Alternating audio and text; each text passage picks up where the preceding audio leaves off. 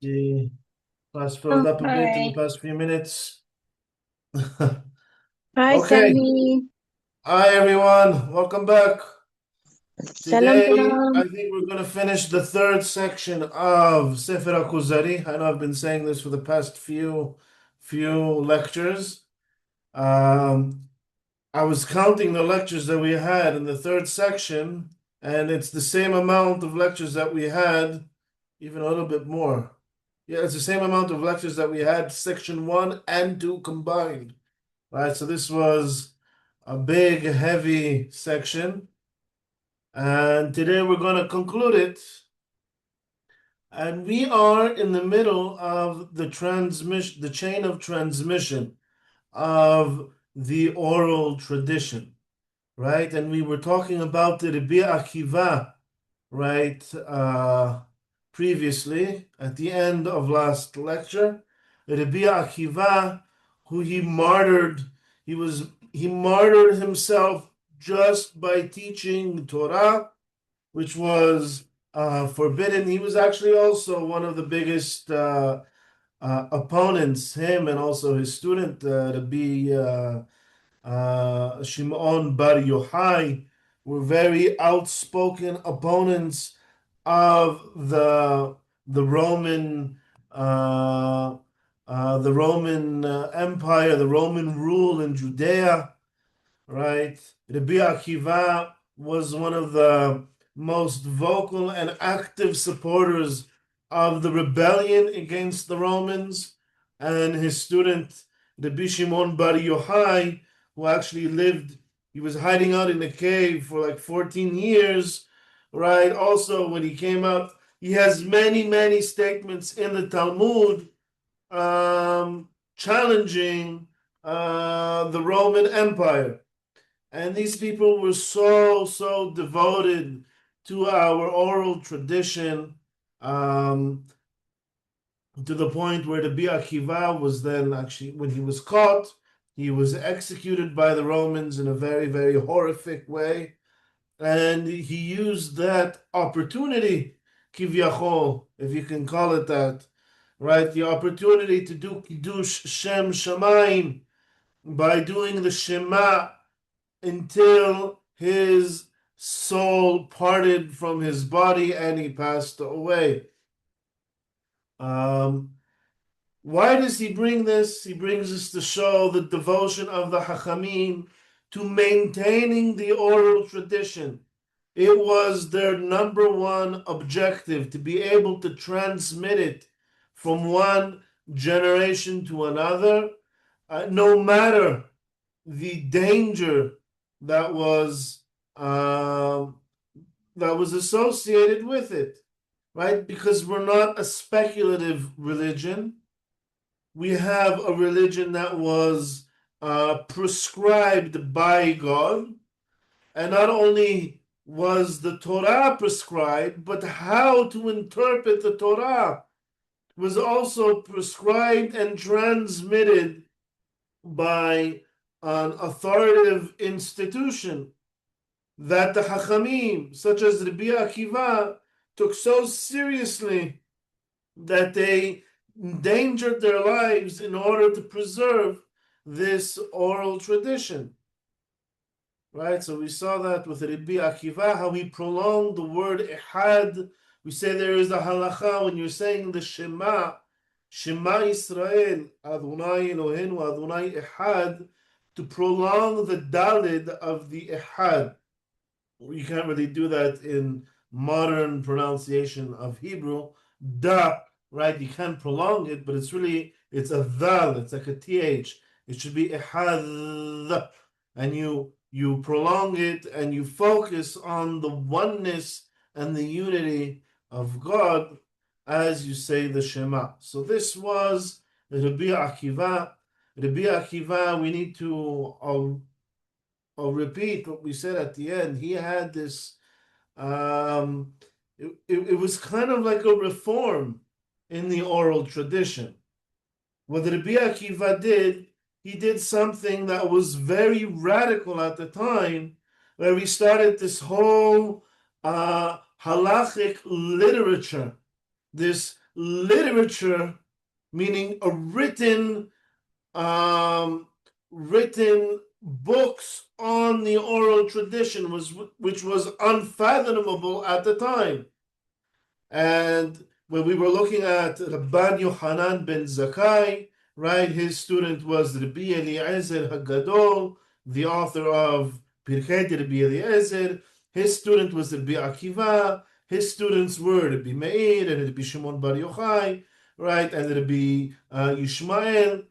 All of these students of Rabbi Akiva were participating in this project of Rabbi Akiva to write down the oral traditions, to write down how these oral traditions can be tied back into the written scripture of the Torah, using what we call the 13 midot שהתורה נדרשת בהם, the 13 midot, קל וחומר, גזירה שווה, and so on.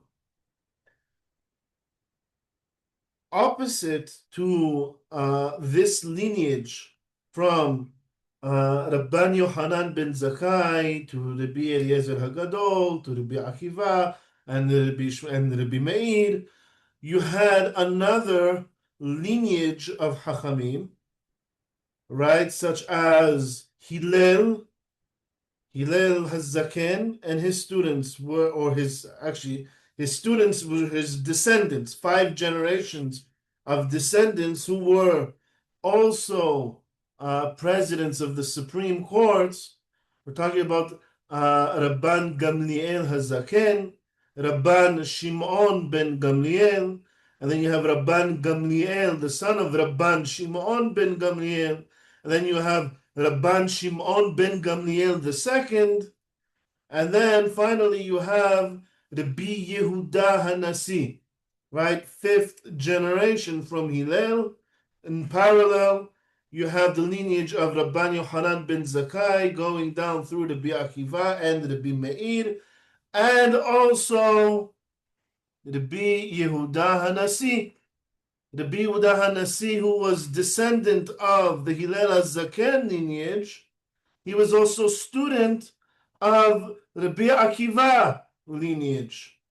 And he, as a representative of both lineages, he was able to now unite 2 schools of the oral tradition, and he was the compiler, I won't say the author, he was the compiler of the Mishnah by taking oral traditions that he received from the Hillel HaZaken lineage that were never written, and combining these oral traditions together with the written project of Rabbi Akiva, the halachic literature of Rabbi Akiva and his students. He was able to combine these together and form the Mishnah. And while I'm giving you some backstory here, which the Kuzzari doesn't really get too deep into over here, but there were books written on it by Rav Sherira Gaon and Rabbi Avraham ibn Daoud, who wrote Sefer Kabbalah, which we saw also in the previous classes. And Maimonides, he gets more into this backstory, which Rabbi Yehuda Halevi over here, he's kind of like, he's just mentioning these figures without giving us the entire backstory. So we see this in the first Mishnah, for instance, the first Mishnah in Masechet Berachot, right? Me'em matai korin Kiryat Shema ba'aravin. From when do we say Kiryat Shema? In the evenings. And they say from the time that the Kohanim go into eat their terumah up until, right, at Sof Ashamura Harishona, until the first, there's three mishmarot in the evening, there's 3 parts of the evening. So according, says, until the end of the first mishmeret, right? Divrei Rabbi, was it Divrei Rabbi Eliezer? This is Rabbi Eliezer's opinion, Hachamim omerim, the Hachamim, the rest of the Hachamim say, Ad Hazot, until midnight, you can say Kiryat Shema. It says Rabban Gamliel Omer, then Rabban Gamliel, remember Rabban Gamliel, he's the other lineage. He says until the morning. Ad Sheyaleh Amud HaShachar.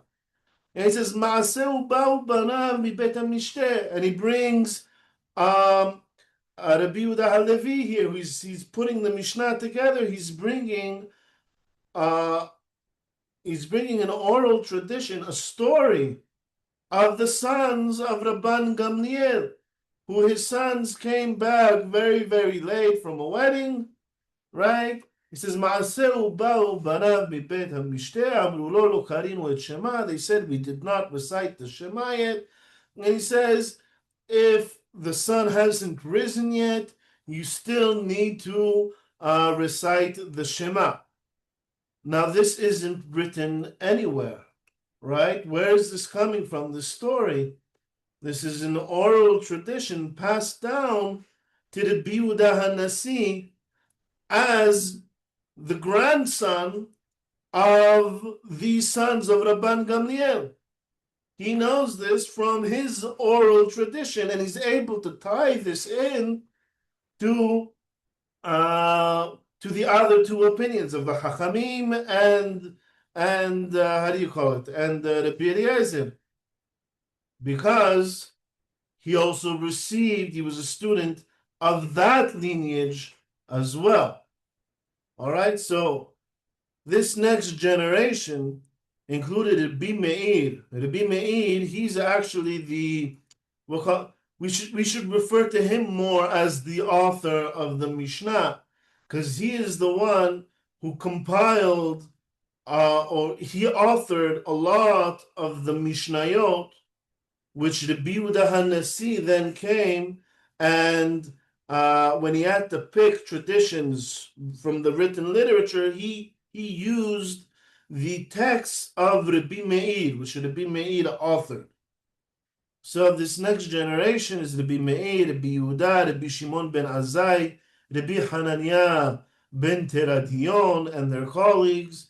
They were followed by Rabbi Yehuda HaNasi, right? So we have the students of Rabbi Akiva. The most significant of them was Rabbi Meir. Probably the most famous of them actually was Rabbi Shimon bar Yochai, right?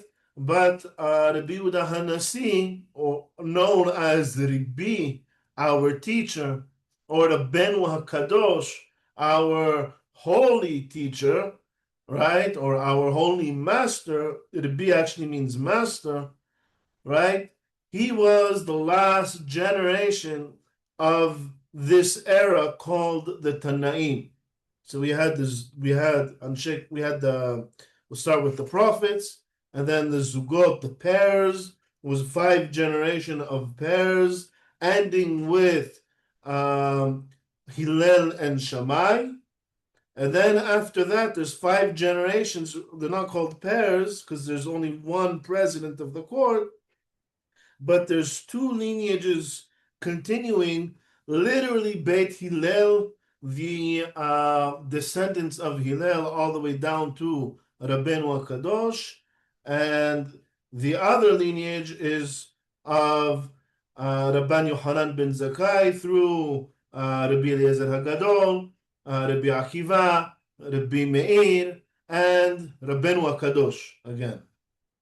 So among his contemporaries were Rabbi Natan, Rabbi Yehoshua ben Korcha, and many other sages who belong to the final generations of the Mishnah, teachers known as the Tanaim. Tanaim is from the word Tana. Tana means to recite. What did they recite? They recited the Mishnah, right? All the teachers of the Mishnah were in this era. Once Rabbi Yehuda HaNasi wrote or compiled the Mishnah and published it, that was the end of that era. The next era after them are the Amoraim. the sages whose discussions and teachings form the Talmud, which is what? The Talmud is discussions on the Mishnah. It's a new era. Up until now, right, we're forming the Mishnah. Once the Mishnah is published, everyone's concentration is explaining and discussing the Mishnah. And that is the Talmud. So the Mishnah was compiled approximately 150 years after the destruction of the Second Temple, about 530 years after the end of prophecy.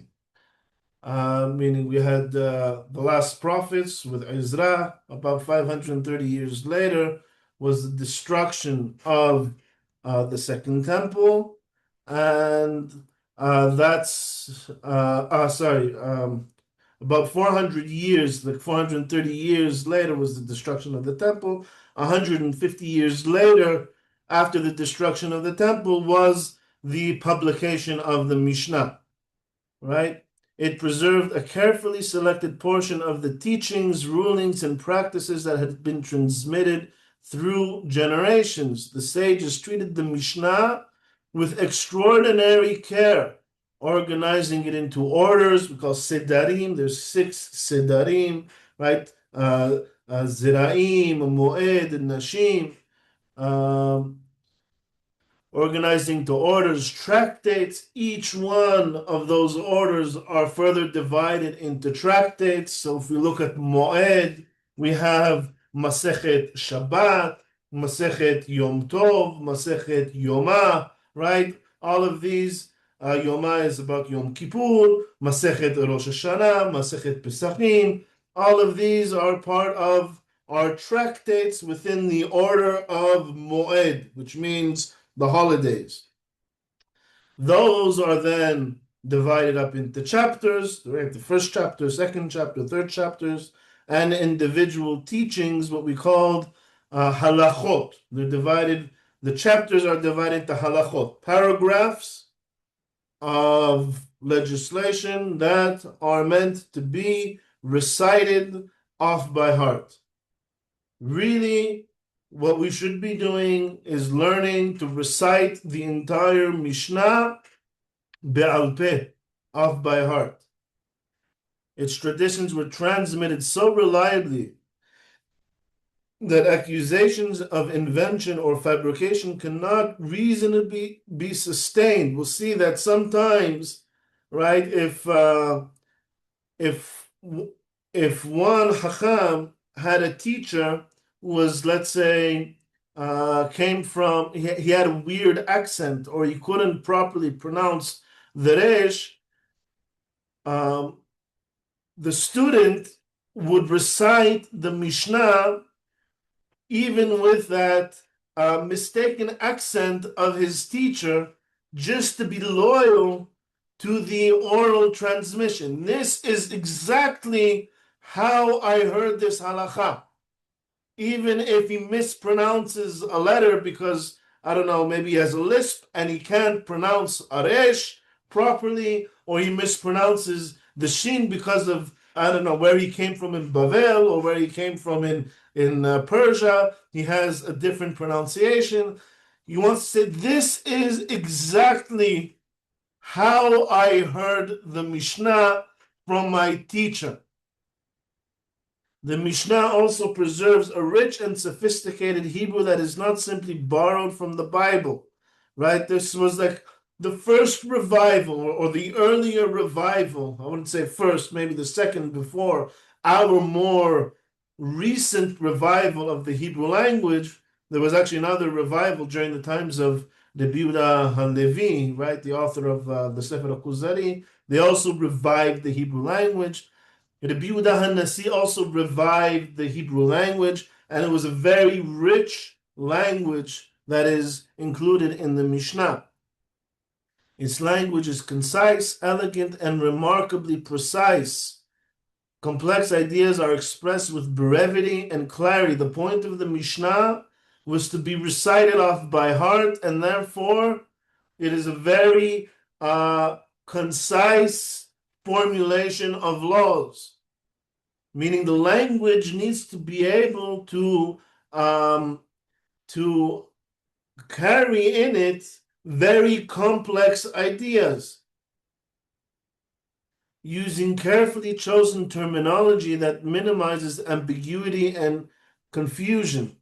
Anyone who studies it carefully and honestly cannot fail to recognize the extraordinary intellectual achievement it represents. Only someone unfamiliar with it, or someone who has never seriously studied it, could dismiss it based on few isolated sayings or allegorical passages taken out of context. We'll also look at some of these allegorical passages in the Mishnah. But it's like you see this a lot today on YouTube. People saying this is what the Talmud said about, I don't know, women, or this is what the Talmud said about goyim, right? And it brings some sort of really bizarre statement out of the Talmud, and it's like, well, did you study Talmud? Usually, these people, they've never studied Talmud in their life, right? They found some sort of statement that seems kind of bizarre, right? So this is trying to dismiss the Talmud or the Mishnah based on isolated sayings and allegorical passages taken out of context, right? There's a lot of wisdom and thought that went into the precise formulation of the Mishnah and the Talmud, especially the Talmud, who was written by the Hachamim for the Hachamim, right? And if you are not learned in Talmud, don't try to take isolated passages of the Talmud out of context. Consider the statement of Rabbi Nahum HaSofer, the scribe. I received it from Meyasha, who received it from the Zugot, who received it from the prophets as a tradition given to Moses at Sinai. Right? He says, Kach mekublani. This is the tradition that I received, right, from the Zugot, from Anshe Knesset HaGdolah, from the Nevi'im, halacha leMoshe miSinai, received from Moshe. This illustrates how carefully the sages traced the chain of transmission back through earlier generations, right? We know exactly who transmitted in every generation. They were also reluctant to rely on the opinion of a single individual. One sage on his deathbed told his son, my son, withdraw the 4 rulings that I taught you. He gave him a formulation, a beautiful formulation of halacha, which the other hachamim didn't accept. And he said to his son, well, if the other hachamim don't accept it, please don't continue reciting it. And his son asked, why did you not withdraw it yourself? Right? Why are you telling me to withdraw this teaching that you passed on to me? Why don't you just withdraw it yourself? Which is a good question. And a good question deserves a good answer. And he said, I received, Ani kibalti mipi rabim. Says, I received from many teachers. They too, the opposing Chachamim, also received from many teachers. So, if we both receive from many teachers, there's no reason for me to withdraw my teaching. However, you received only from me, and the other Hachamim that you're going up against received from the majority. So therefore, I can't withdraw my teaching, which I received from many Hachamim. However, you who only received from one, right, you have to cancel your opinion for that of the majority opinion. I followed my tradition and they followed theirs, right? So the father can't withdraw his teaching, but you received them only from me. Better to set aside the teaching, right, divrei hayachid, right, of an individual, and follow the view of the accepted by the majority. Right, so this is how seriously they took their traditions. Such examples are only a drop from the ocean of evidence demonstrating the reliability and integrity of the Mishnah's transmission. To explain the methods, discussions, legal reasoning, and intellectual structure of the Talmud would require a separate study altogether, right? An entire book to discuss it.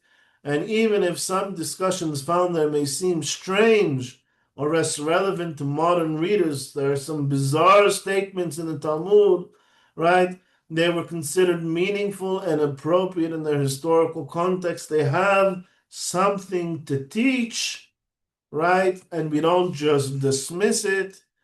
However, if you find something bizarre, first of all, he's going to say also soon, usually it has to do with a matter of, say, philosophy or insight and not a legal matter. Legal matters are always very precise. I think we already saw that previously. By the way, there's another book. It's called, I brought it here, Sefer Kuzzari Sheni. I don't know if you could see it, HaKuzari Sheni.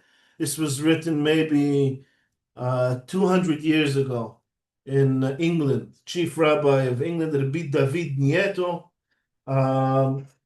It's actually called Mated Dan, but everyone nicknamed it Sefer Kuzzari Sheni. And it's kind of like a sequel to this Sefer HaKuzari, where he goes much more into detail regarding the oral tradition, proving almost every aspect of the oral tradition, even through not just philosophically and logically, but also through the verses and the scripture, the existence of the oral tradition. So here, Rabbi Yehuda Halevi touches upon the transmission of the oral tradition at the end of the third Ma'amad of the Sefer HaKuzari.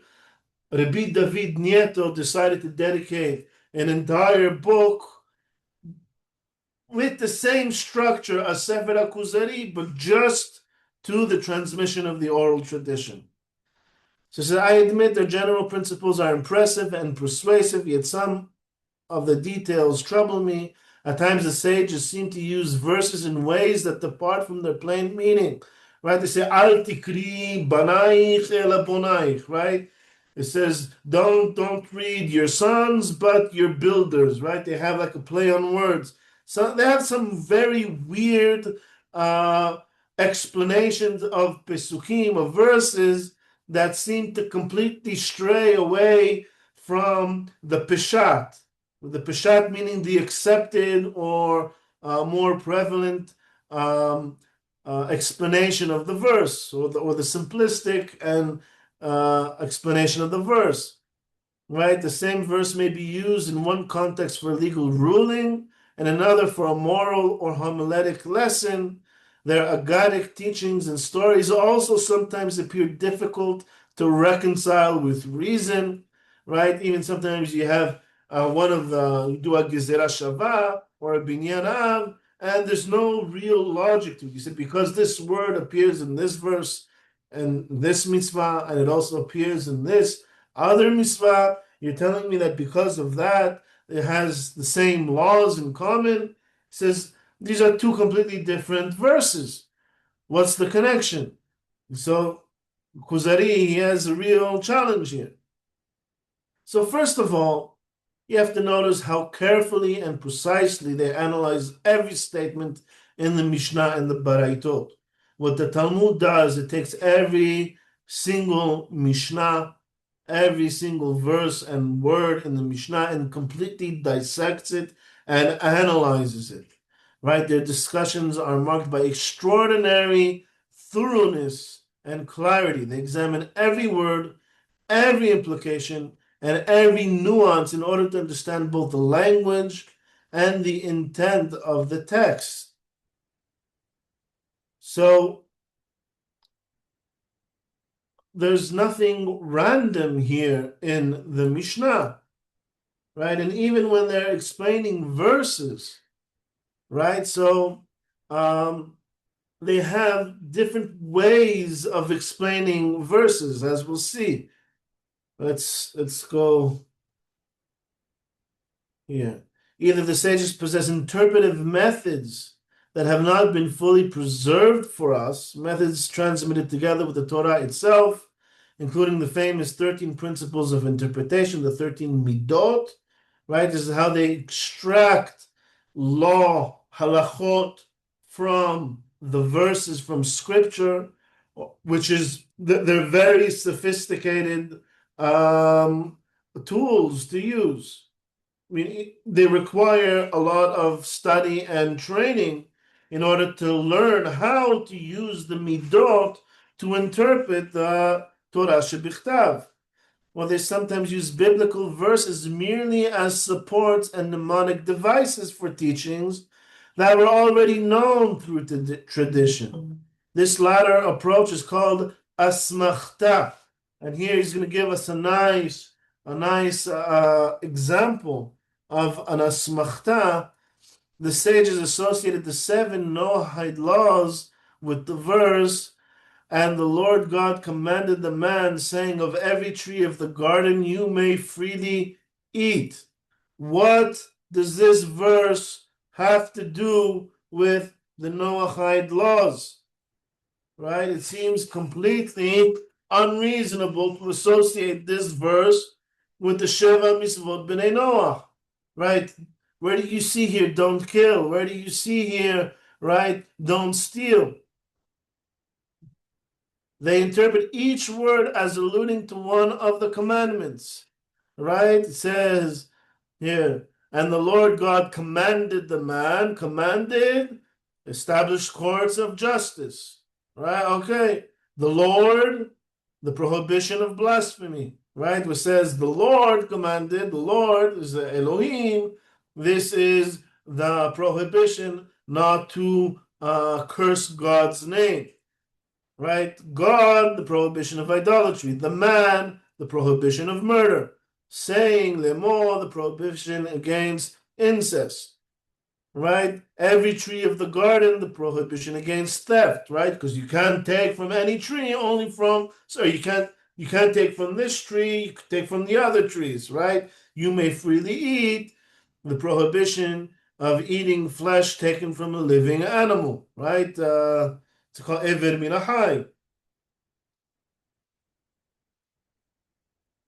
It's kind of bizarre, don't you think? What's the connection? It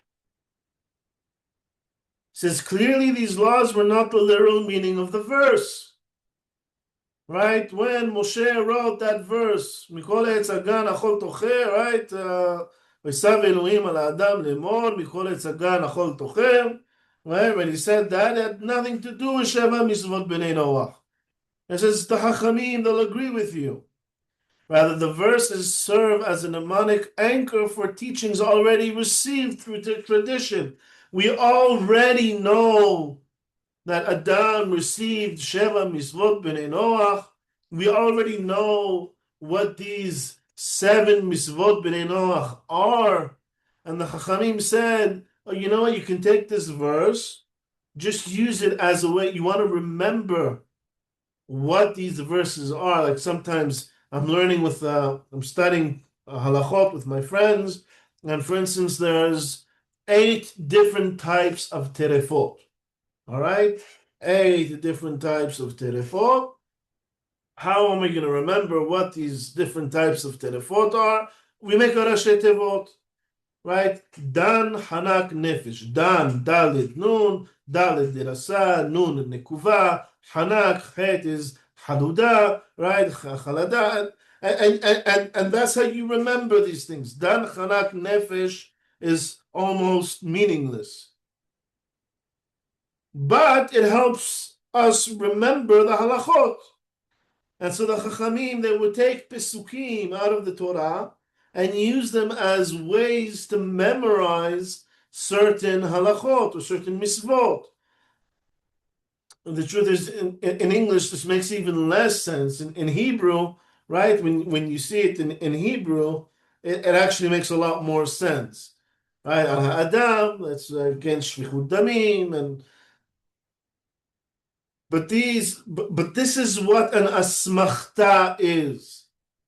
The Chachamim aren't telling you this is the meaning of the pasuk, what they're saying is this is how you can remember using this pasuk what the Sheva mitzvot b'nei Noach are, even though according to the Peshat, this pasuk has absolutely nothing to do with the Sheva mitzvot b'nei Noach.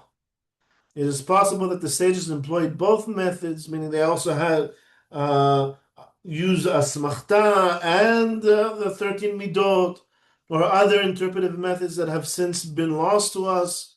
Maybe they had other ways of interpreting that we're not familiar with, giving their well-known wisdom, piety, intellectual rigor, and sheer numbers, right? Because there were many, many of the Chachamim employing these same devices. It is our duty to trust their judgment. If difficulty arises, we should first suspect our own understanding rather than theirs. It says, Ki lo davar ereku mikem, right? It says about the Torah, it's not empty from you. And the Hachamim say, what does that mean, not empty from you? Imreku, right? If it's empty, right, meaning it seems meaningless or you don't understand the meaning, it says imreku mikem hurek, from you're the one who doesn't understand. Don't think that it's meaningless, just that you didn't understand the meaning. Lo davareku mikem, from you. The same applies to the Torah itself. When we fail to understand something, the deficiency is more likely in us than in the text.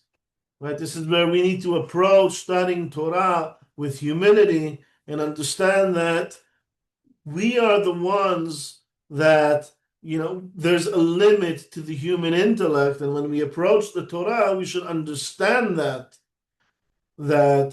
if we don't understand something in the Torah, it's not because the Torah doesn't make sense, it's because it doesn't make sense to me.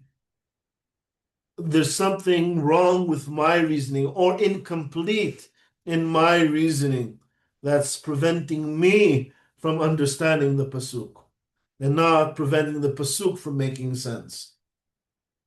As for the aggadot, many of them serve as introductions to deeper teachings or as vehicles for transmitting important beliefs. There's many aggadot, and we're going to address some of them here right now that are brought that seem very bizarre. And if you don't understand it, first of all, don't worry about it. Don't waste too much time on it. They come to teach something, either an important belief or some deep concept. If you grasp it, great. If not, move on. Don't worry. For example, statements such as, the Holy One himself descended to Egypt. How could God descend to Egypt? He has no physical place. It doesn't make any sense. What does that mean? It says that when the Jewish people went down to Egypt, when the sons of Jacob went down to Egypt, it says, Afu yarad imahem. He too descended with them. Are intended to emphasize that the Exodus was a direct act of divine providence, not the result of chance, human strategy, astrology, angels, spirits, demons, or any other intermediary. Right? We don't believe in any of that. Why did we go down to Egypt? Because God said to Abraham, right, Yadoa tedak ger yezaracha beretz lo lahem, says your descendants are going to go down and be strangers in a foreign land, right? And he's then going to redeem us from Egypt, take us out. Meaning, what does that mean that the Shekhinah follows us? It means that it's not done by chance. It means that it's divine providence that brought us to Egypt and divine providence that took us out of Egypt. That's the meaning of God descending to Egypt with us. His Shekhinah and his Hashgacha never departing from us, even as we went into exile. God himself redeemed Israel. Many such expressions are introduced with phrases equivalent to, as it were, kasher haya, things like that, indicating that they are not meant literally. It's a kivyachol, lechaora, like as if. I guess the better translation here would be as if, meaning this isn't the actual meaning. It's not to be taken literally, this statement. God didn't, move down to Egypt. He was just providing over us while we were in Egypt, indicating that are not meant literally, but as literary devices used to convey an idea forcefully. The same applies to the vision described by the prophet Michia, who saw God seated in his throne consulting the heavenly host about Ahab. You guys know the story of Ahab and Naboth? The king Ahab wanted Naboth's a field which was close to his palace, and this is Naboth's hereditary field. He didn't want to sell it to the king. He says, Halila li Adonai. He says, God forbid I should give up my ancestral home. And Ahab, due to his wife, he had a wicked wife, Izebel, right?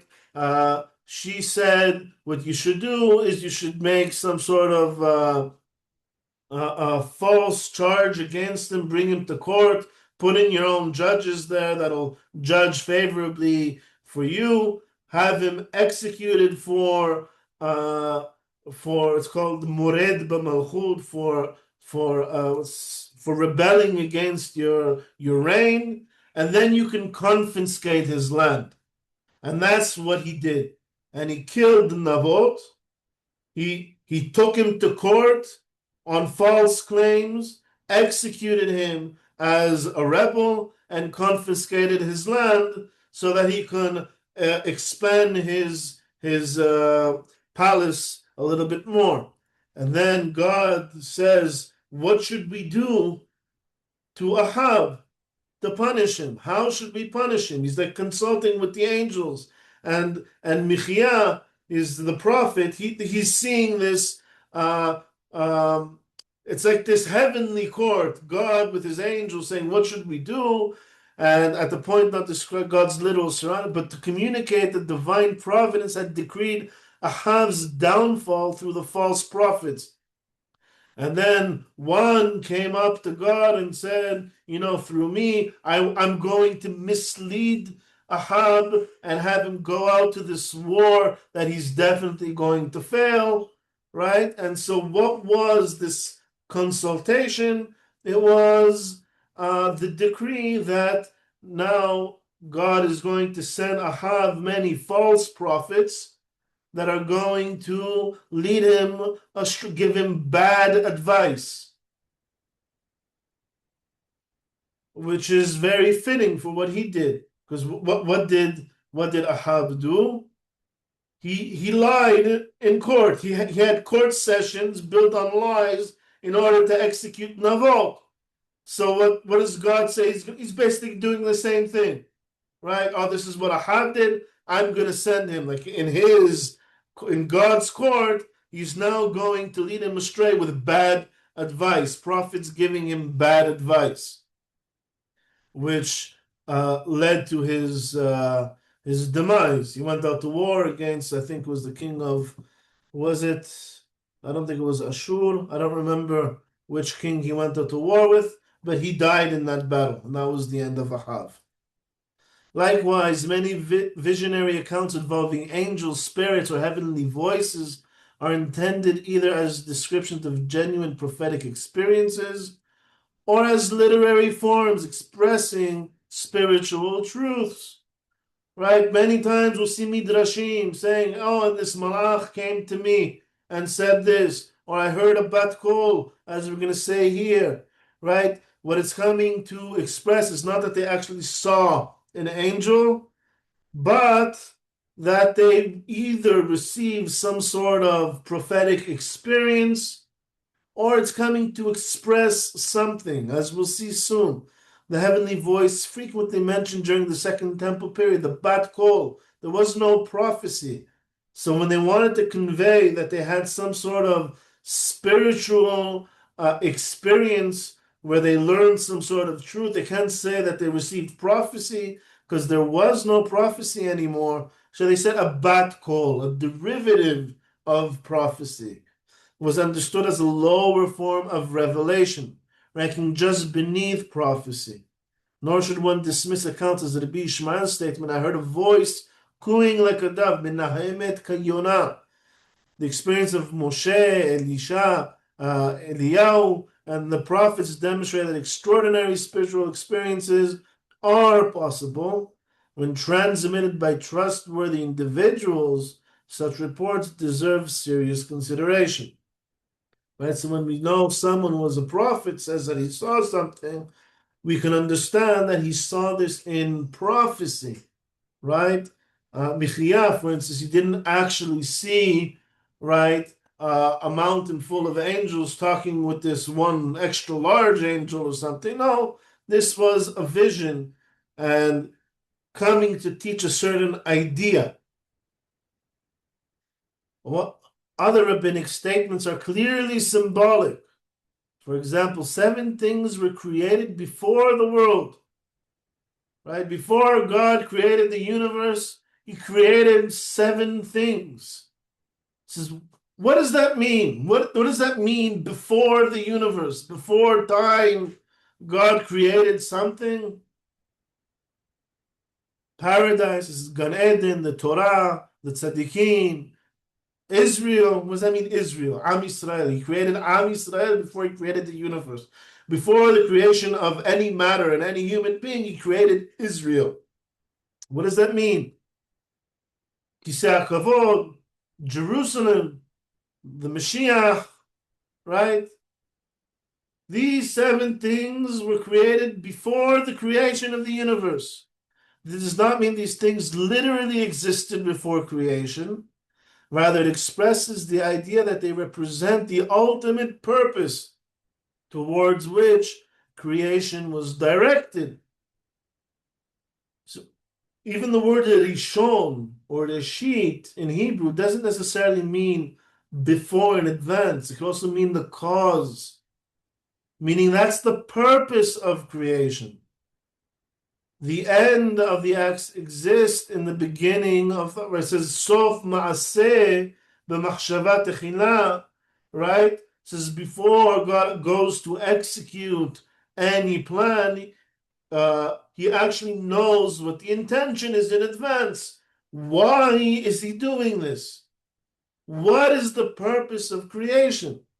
The ultimate goal of creation was present in the divine plan before creation itself. The purpose of the world is the Torah.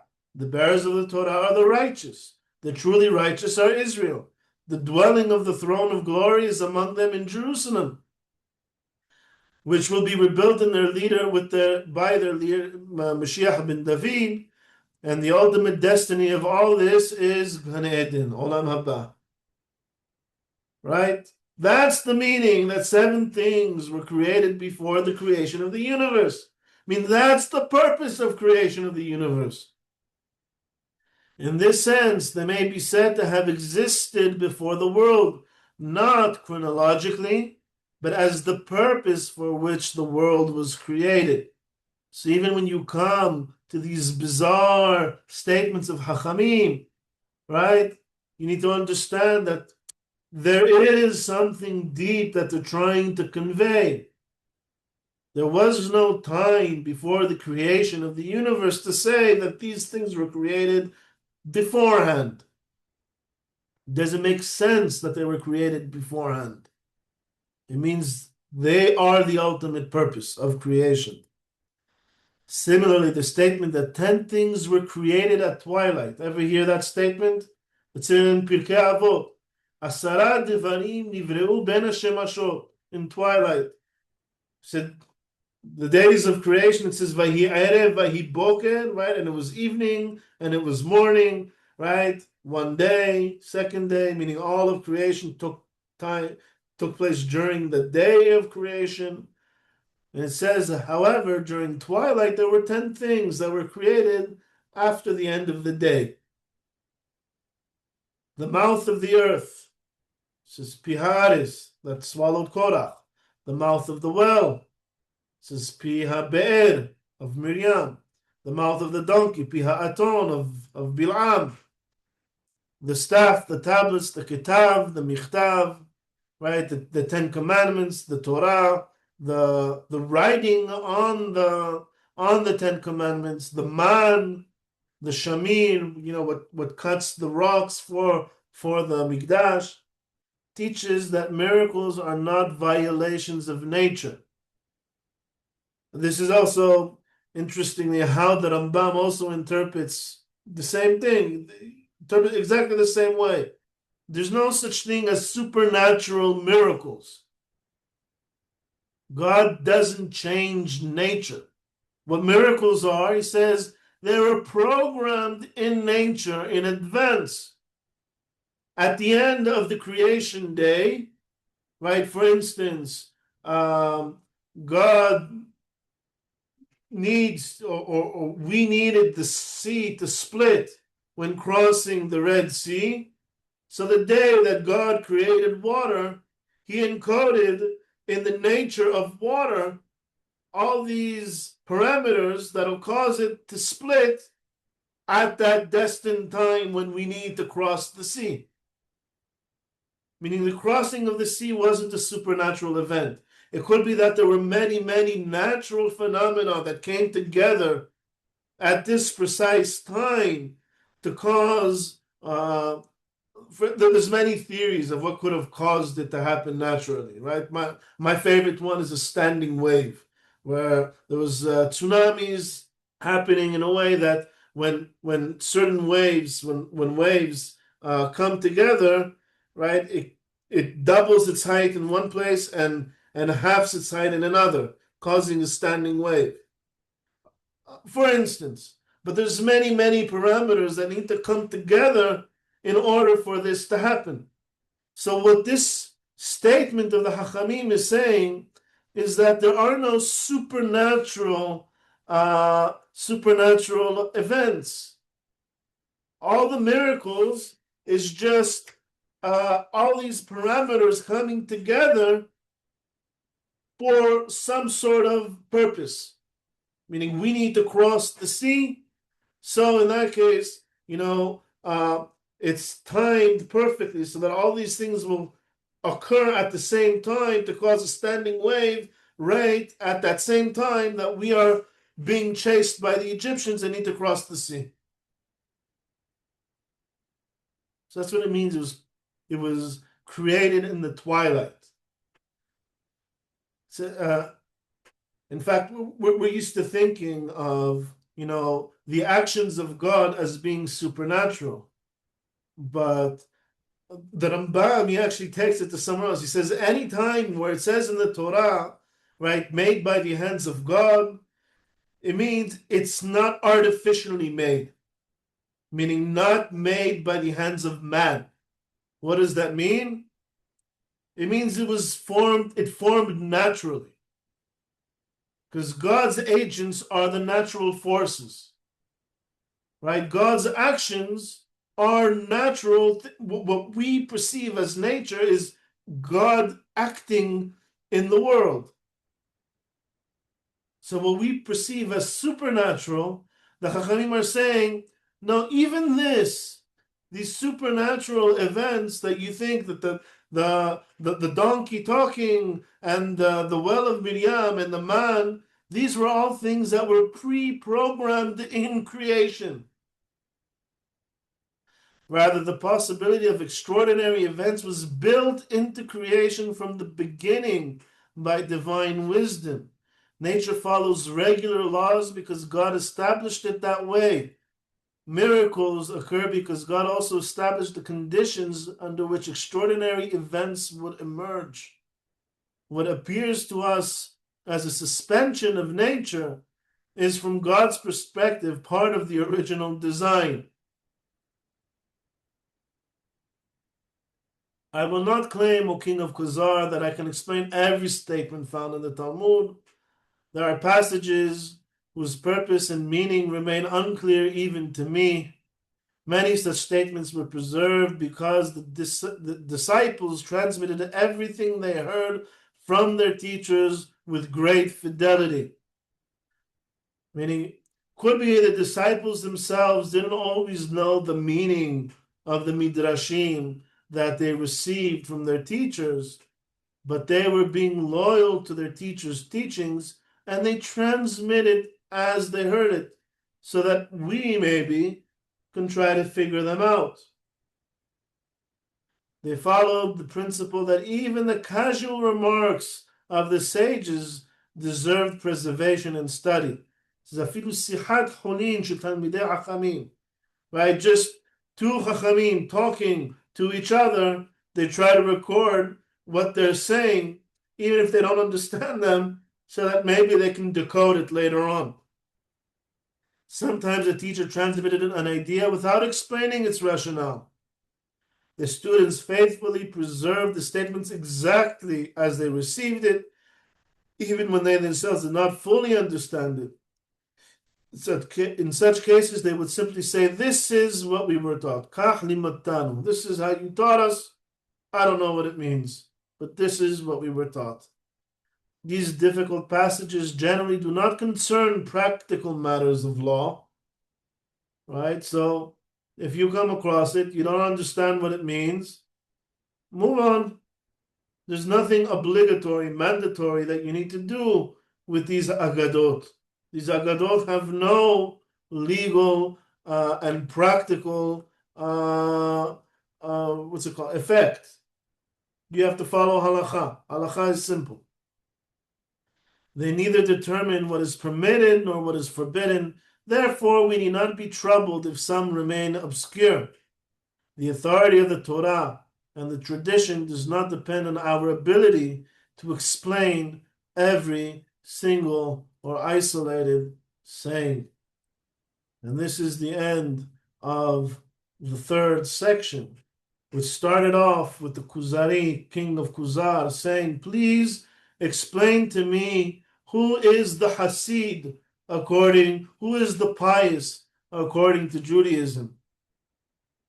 And the bottom line over here that Rabbi Yehuda Halevi is saying is, we don't speculate what to do. We stay extremely loyal to our chain of transmission, which interprets the prescribed mitzvot received from God. We don't add stringencies. We don't try to reinterpret things as we see fit. It's about subjecting our rationality to those of the authoritative Hachamim who received their tradition from the Nevi'im, which received the Torah from Moshe, which was prescribed by God Himself. Don't add anything to the Torah. Don't subtract anything from the Torah. If you come across a statement either in the Torah or in the Midrashim that doesn't make any sense, it says, "Ki lo davar eku mikem," it's not empty from you, meaning if it's empty, it's because you can't figure it out. Approach the Torah with humility. Approach the Chachamim with humility and accept their legal teachings as prescribed from God, and their aggadic teachings, try to figure out what it says, but if it remains obscure, don't be troubled if you can't understand it. Continue to the next aggadah. Sometimes I try to prepare a speech or a dirasha, I go through the midrasheh, in midrash rabbah. I could maybe read 10, 15 midrashim before I find one that, here's like something that I understand that I can maybe expound on and make a dirasha about. But I read, and then sometimes I'll learn something. I'll read a book, maybe a book on psychology, on philosophy, and I'll say, "Oh my God, this reminds me of a midrash that I read maybe 10 years ago." So it remained obscure, but it was in the back of my mind, right? One day, maybe, God will gift us with this understanding of this midrash that the Chachamim wrote 2,000 years ago. And that's what a Hasid is. A Hasid is approach the Torah with humility. Don't try to invent mitzvot. Rely on God and the Hachamim that what they prescribe for us is what God wants from us. No more and no less. No loopholes. No trying to get around the mitzvot. Just do the mitzvot as they were commanded to us. And that's it. That's the end of the third section of the Kuzzari. And the next section goes into trying to understand the various names of God, which is a very, very interesting subject in itself. It goes a little bit more into we'll call it the esoterics of Judaism and Sefer HaYetzirah. We'll see how we try to approach that in the next lectures. And all right, so that's it for today. Any questions before we finish?